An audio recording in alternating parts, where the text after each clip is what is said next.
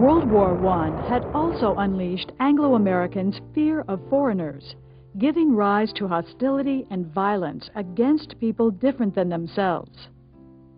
A revived Ku Klux Klan accused American Catholics, now more than one-third of all Americans, of placing their allegiance to the Pope above that of their country. Jews, the Klan charged, dominated motion pictures, popular music, and bootlegging. The Klan used violence to terrorize African Americans and immigrants.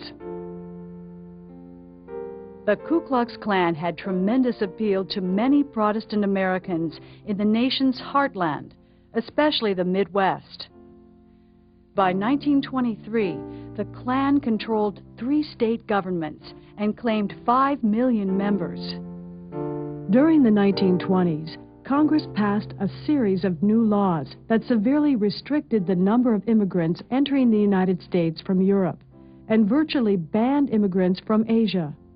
The river of Europeans who had poured into the nation for decades was reduced to a small stream. The laws, however, said nothing about the Western Hemisphere. During the 1920s, 500,000 Mexicans would pour into the United States to work in the farms, fields, and factories of California and the Southwest. More and more Mexicans also began to settle in the large cities of the Midwest. While nativists waged their war against ethnic Americans, evangelical groups denounced the materialism, hedonism, and godlessness of the urban United States. The nation was splitting in two, engaging in a war of cultures that would last the decade. In the summer of 1925, this war of cultures witnessed one of its most memorable battles in the small town of Dayton, Tennessee.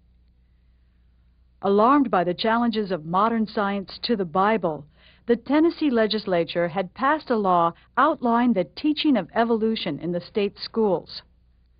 When high school teacher John Scopes taught evolution anyway, he was arrested and tried. 3-time presidential candidate William Jennings Bryan argued for the state. Scopes was represented by Clarence Darrow, the nation's most famous defense lawyer.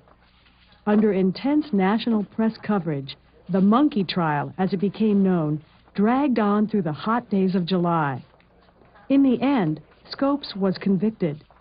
But Darrow's withering cross-examination made Bryan look foolish.